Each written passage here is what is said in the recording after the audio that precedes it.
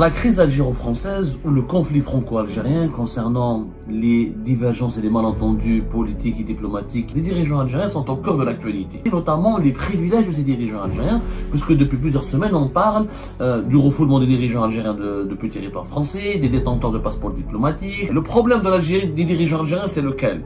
C'est que le passeport diplomatique en Algérie, il est délivré aux dirigeants et à leurs familles. Le dirigeant algérien garde le passeport diplomatique, y compris après avoir quitté sa fonction officielle. Il y a près de 10 000 dirigeants algériens qui ont toujours le passeport diplomatique. En Algérie, à titre honorifique, on peut avoir le passeport diplomatique. Je connais à titre honorifique les membres du Conseil national d'évolution algérienne. La révolution, ça fait classe 62. 62, on est indépendant. On parle de l'état-major de l'armée de libération nationale. Mais la guerre d'indépendance, elle est finie depuis plus de 60 ans. Les moudjahidines qui sont encore en vie ont le droit à un passeport diplomatique. Ça n'a aucun sens. Les généraux d'armée, les généraux de corps d'armée gardent leur passeport diplomatique. Donc tout le monde a le passeport diplomatique en Algérie. Les vrais décideurs en Algérie sont finalement ceux et celles qui font partie de ce club exclusif de détenteurs de passeports diplomatiques. La crise algéro-française ou le conflit franco-algérien concernant les divergences et les malentendus politiques et diplomatiques qui ont commencé par le Sahara occidental et le Maroc et qui ont viré par la suite sur les questions de l'immigration, la lutte contre l'immigration clandestine, l'expulsion des ressortissants algériens classés comme dangereux parce qu'ils sont impliqués dans des actes de délinquance ou qui figurent sur un fichier de radicalisation religieuse ou qui menacent la sécurité nationale en France par leurs implications dans les affaires de criminalité, les activités de trafic de drogue ou de trafic d'armes.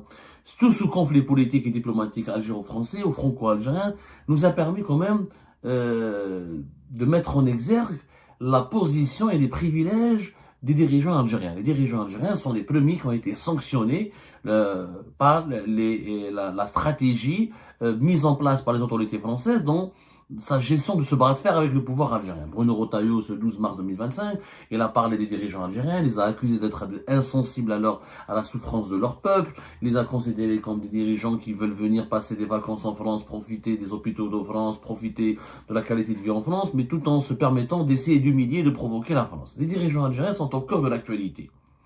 Ce conflit diplomatique et géopolitique avec la France a placé les dirigeants algériens au cœur de l'actualité, notamment les privilèges de ces dirigeants algériens, puisque depuis plusieurs semaines, on parle du refoulement des dirigeants algériens depuis le territoire français, des détenteurs de passeports diplomatiques, de la possibilité que les dirigeants algériens puissent voyager à l'étranger sans visa, eux et les membres de leur famille, qu'ils puissent séjourner 3 mois sur une période de 6 mois dans un grand pays européen et occidental qui est la France. Donc, les privilèges des dirigeants algériens sont au cœur de l'actualité et malheureusement, ces privilèges souvent sont très méconnus par l'ensemble de des autres composants de la population algérienne. La population algérienne ne connaît pas, par exemple, le fonctionnement des passeports diplomatiques et ne comprend pas assez que le pouvoir en Algérie, les gens aiment le pouvoir, les dirigeants s'accrochent au pouvoir, ils n'aiment pas l'alternance démocratique, ils ne veulent pas céder leur place au pouvoir parce qu'ils ont des privilèges importants.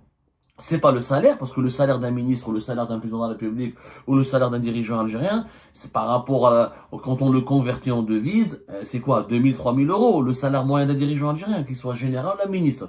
Le président de la République, il est payé même pas 4000 euros. 4000 euros, 4000 euros si on applique le taux de change parallèle, hein, même pas dans les 4000 euros. Donc, c'est pas des salaires impressionnants. Vraiment, c'est pas des salaires impressionnants. Les privilèges des dirigeants algériens, c'est pas les salaires. C'est les prises en charge, c'est les logements de fonction, les résidences et clubs des pins, les gardes du corps, les transports, et les billets gratuits à l'étranger, et les passeports diplomatiques, c'est-à-dire la possibilité de résider à l'étranger sans passer par l'obligation, sans se soumettre à l'obligation d'avoir des visas. Maintenant, les dirigeants algériens, effectivement, avec leur passeport diplomatique, ils peuvent entrer en Italie, ils peuvent entrer en France, ils peuvent aller en Slovénie maintenant, en Slovaquie, en Suisse, en Allemagne, etc. Mais le problème, il est où? C'est que en Algérie, il n'y a pas les mêmes attaches avec ces pays-là par rapport à la France. Ce sont les familles des dirigeants algériens. Le problème de l'Algérie, des dirigeants algériens, c'est lequel? C'est que le passeport diplomatique en Algérie, il est délivré aux dirigeants et à leurs familles, aux épouses et aux enfants. Et ces passeports diplomatiques, normalement, ils sont utilisés uniquement quand le dirigeant algérien occupe une fonction officielle. Le problème, c'est que le dirigeant algérien garde le passeport diplomatique, y compris après avoir quitté sa fonction officielle. Et ce qu'on ne dit pas à nos compatriotes, c'est qu'il y a un nombre extrêmement élevé de détenteurs de passeports diplomatiques en Algérie. Nous avons, selon nos investigations, calculé près de 10 000. Il y a près de 10 000 dirigeants algériens qui ont toujours le passeport diplomatique. Et beaucoup de ces dirigeants, pour ne pas dire la majorité d'entre eux, n'occupent pas pourtant une fonction officielle, où ils sont à la retraite, où ils ont terminé leur mandat, et pourtant les passeports diplomatiques, ils le gardent. Que dit la loi en Algérie? La loi en Algérie, elle est extrêmement avantageuse et extrêmement favorable aux dirigeants algériens. Il faut savoir que le passeport diplomatique est accordé à beaucoup de monde, à énormément de monde en Algérie. Contrairement à d'autres pays au monde, où les passeports diplomatiques sont uniquement destinés aux diplomates, comme le dit son nom, les diplomates, les ambassadeurs et les consuls et les attachés diplomatiques qui travaillent à l'étranger, mais un certain nombre de dirigeants, comme le président de la République, le Premier ministre, certains membres du gouvernement. En Algérie, c'est pas le cas. En Algérie, la liste des bénéficiaires des passeports diplomatiques, elle est extraordinairement allongée. Elle est énorme. La preuve, le dernier décret qui parle des conditions d'accès au passeport diplomatique, c'est le décret présidentiel numéro 23-201 du 1er juin 2023, qui a été publié au journal officiel numéro 37. Je répète, le décret présidentiel numéro 23-201 du 1er juin 2023, il dit que le passeport diplomatique est attribué aux agents diplomatiques et consulaires relevant du ministère des Affaires étrangères, en raison de leur statut, ainsi qu'à leurs conjoints, certains mineurs et filles non mariées vivant sous leur toit. Et le cas échéant, lorsqu'ils se trouvent en poste à l'étranger aux ascendants directs dont ils ont la charge conformément à la réglementation en vigueur. Ça, c'est logique. Les passeports diplomatiques sont attribués aux agents diplomatiques et consulaires. Les consuls, les vice-consuls, les ambassadeurs et les responsables des ambassades et des consulats algériens à l'étranger. Mais le problème, c'est que selon, en raison de ce décret, il explique que le passeport d'autres catégories de dirigeants algériens bénéficient du passeport diplomatique en raison de leur fonction et pendant la durée de celle-ci. Le décret explique bien que normalement, le passeport diplomatique est détenu par d'autres dirigeants qui ne sont pas des diplomates, qui ne travaillent pas pour le ministère des Affaires étrangères, en raison de leur fonction et pendant la durée de celle-ci. C'est-à-dire que pendant que ce dirigeant est au pouvoir, lui et sa famille et sa femme et ses enfants, mineurs non mariés, ont le droit au passeport diplomatique. Qui sont ces dirigeants? Le chef de l'État, directeur de son cabinet, secrétaire général de la présidence de la République, le secrétaire général du gouvernement, tous les conseillers de la présidence, le secrétaire permanent du Haut Conseil de sécurité, le directeur général du protocole de la présidence, le directeur général de la sécurité intérieure, les services secrets algériens, le directeur général de la documentation de la sécurité extérieure, les services secrets algériens, le directeur général de la sécurité de la protection présidentielle, le directeur général de la communication. Tous ces gens-là de la présidence ont le passeport diplomatique. Eux, leurs enfants et leurs femmes. Ça fait énormément de monde. Pourquoi un conseiller à la présidence doit avoir le passeport diplomatique? S'il doit aller à l'étranger, on peut lui donner un passeport de service. Un passeport de service clair pour pour une mission bien précise. Non. Les conseillers à la présidence en Algérie, ils ont le passeport diplomatique. Le gouvernement, le premier ministre ou le chef du gouvernement, tous les membres du gouvernement, le directeur de cabinet du premier ministre ou le chef du gouvernement et le directeur général de la sûreté nationale, même le directeur de la police en Algérie, il a le passeport diplomatique. Le directeur de la police a un passeport diplomatique. Lui, sa femme et ses enfants. Faut pas oublier. Et en plus, attends, la liste n'est pas longue. Tous les corps constitués et plusieurs institutions, leurs membres et leurs dirigeants ont le passeport diplomatique. Président du Conseil de la Nation, président de l'Assemblée populaire, le Parlement, président de la Cour constitutionnelle, président de la Cour suprême, président du Conseil d'État, procureur général près de la Cour suprême, le commissaire d'État, le président de la Cour des comptes, le gouverneur de la Banque d'Algérie, le médiateur de la République et le recteur de la Grande Mosquée de Paris. Le recteur de la Grande Mosquée d'Alger, excusez-moi, qui a le rang de ministre en Algérie. Le recteur de la Grande Mosquée d'Alger, il a le passeport diplomatique, pas un passeport de service. Passeport diplomatique, lui et son épouse. C'est beaucoup de monde. C'est énormément de monde. C'est quelque chose qu'on ne retrouve pas facilement ailleurs dans les autres pays, surtout dans les pays développés et dans les pays démocratiques ou dans les pays ouverts ou dans les pays qui sont vraiment, c'est-à-dire structurés. Dans les autres pays structurés, normalement, le nombre de détenteurs de passeports diplomatiques, il est limité. En Algérie, Mazel, ensuite les militaires. Les militaires, le chef d'état-major de l'armée, il a le passeport diplomatique. Lui, ses enfants et sa femme. Les généraux, tous les généraux d'armée, les généraux de corps d'armée, le secrétaire général du ministère de la Défense nationale, les commandants des forces terrestres, aériennes, et les gars, ils ont le passeport diplomatique. Le commandant de la garde républicaine, le commandant de la gendarmerie nationale, les commandants des légions militaires, le directeur central de la sécurité de l'armée, le directeur des relations extérieures de la coopération au niveau du ministère de la Défense nationale. Pourquoi ces gens-là ont le passeport diplomatique? Pourquoi un général doit avoir un passeport diplomatique? Pourquoi le secrétaire général du ministère de la Défense nationale doit avoir un passeport diplomatique? Il travaille en Algérie. S'ils sont affectés à l'étranger pour une mission, attends le passeport de service. Le passeport de service qui a une durée bien limitée, qui a des avantages bien limités. On parle d'un passeport de service, c'est un passeport qui est accordé quand un officiel de l'État qui part en mission, qui est affecté à l'étranger pour une mission bien précise. C'est ça la différence entre passeport de service et passeport diplomatique. C'est ça. Mais en Algérie, ils ont un passeport de service. C'est anormal. La liste est encore longue parce qu'il y a des personnalités à titre honorifique. En Algérie, à titre honorifique, on peut avoir le passeport diplomatique. Je connais à titre honorifique les membres du Conseil national de la révolution algérienne.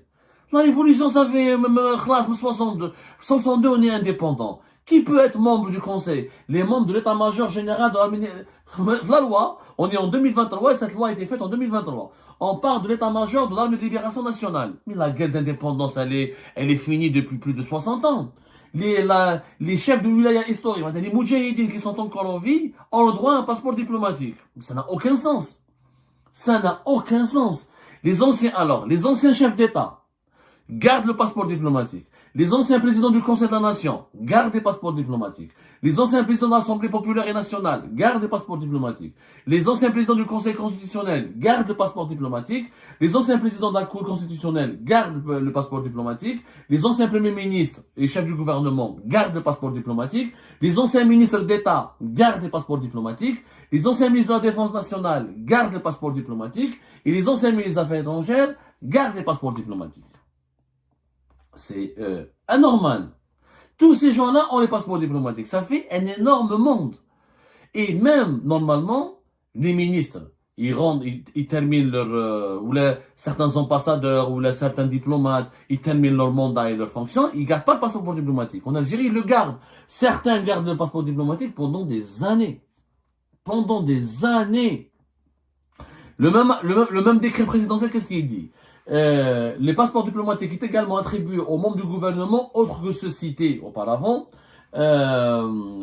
secrétaire général d'Arnane, etc., à la retraite, ayant cumulé, voilà, même les secrétaires généraux du gouvernement, le directeur du cabinet de la présidence, le secrétaire général du gouvernement, tous ceux qui avaient le rang de ministre, peuvent avoir, et qui sont à la retraite, et qui ont cumulé leurs fonctions pendant 5 ans, et qui n'exercent pas une autre activité, gardent le passeport diplomatique.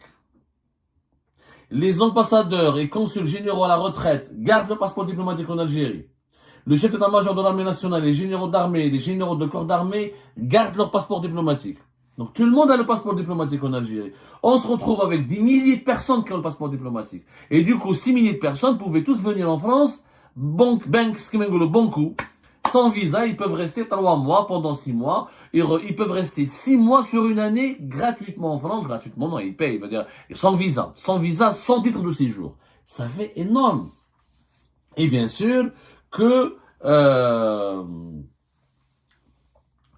comment dirais-je, leurs épouses et leurs enfants sont tous concernés par ce droit d'avoir le passeport diplomatique. Je vous assure que selon nos sources, il y a presque 10 000 détenteurs de passeports diplomatiques en Algérie. Et ça constitue, finalement, le passeport diplomatique est un marqueur exclusif. C'est ce qui nous permet de distinguer entre le dirigeant algérien et le dirigeant qui est fort et le dirigeant qui n'est pas puissant. Le dirigeant qui est fort et le petit dirigeant. Les vrais décideurs en Algérie sont finalement ceux et celles qui font partie de ce club exclusif de détenteurs de passeports diplomatiques. Le passeport diplomatique, sa durée, elle est de 5 ans, renouvelable. Mais quand beaucoup de dirigeants algériens qui ont quitté leur fonction pendant des années, etc., arrivent à renouveler, à garder leur passeport diplomatique qui leur est accordé par le ministère des Affaires étrangères. C'est des privilèges de fou. Est-ce qu'il est normal d'avoir presque 10 000 passeports diplomatiques en circulation en Algérie? Il y a un débat. Pourquoi autant de privilèges? Pourquoi le patron de la gendarmerie a un passeport diplomatique? Lui et sa famille. Pourquoi le patron de la police? Pourquoi les généraux? Pourquoi le secrétaire et les conseillers à la présidence? Pourquoi tous les membres du gouvernement? Moi, je ne comprends rien. C'est un privilège qui a été clochardisé, banalisé et qui coûte de l'argent à l'État algérien. Et c'est pour ça, demain, la France, en refoulant, pourquoi la mesure de refouler les dirigeants algériens, elle est extrêmement virulente? Parce qu'elle touche les dirigeants, un privilège sacré, un privilège très précieux, la liberté de circulation à l'étranger, qui est un luxe inaccessible pour la majorité des Algériens, mais qui est une évidence pour les dirigeants algériens grâce à leurs privilèges par rapport au passeport diplomatique. Et encore, la France en a interdit qu'à 801 dirigeants algériens de venir. En réalité, il y a plus de 8000, presque 10 000. Donc les autres peuvent venir. Sauf peut-être que la France, dans les jours à venir, elle pourra allonger la liste de ses personnalités politiques et militaires algériennes sanctionnées dans le cadre de son conflit avec l'Algérie. Cette liste de 801 personnes, 801 dirigeants peut être allongée. Mais ça reste énorme. Ça reste pas énorme par rapport au nombre important de dirigeants algériens qui détiennent les passeports diplomatiques. Et ben voilà les amis, c'est la fin de cette vidéo. Je vous remercie comme d'habitude pour avoir suivi jusqu'à la fin. N'oubliez pas de nous laisser vos commentaires et vos réactions sur le sujet de cette vidéo et de vous abonner à la chaîne si vous n'êtes pas encore abonné. Donc voilà, je vous remercie encore une fois pour votre soutien et pour les discussions que vous menez dans la section des commentaires. C'est vraiment très intéressant. Et je tiens surtout à vous demander juste de respecter un petit peu le cadre des discussions et de ne pas verser dans l'animosité, et dans l'insulte ou dans la calomnie. Donc voilà, merci beaucoup et à la prochaine dans une nouvelle vidéo. Au revoir.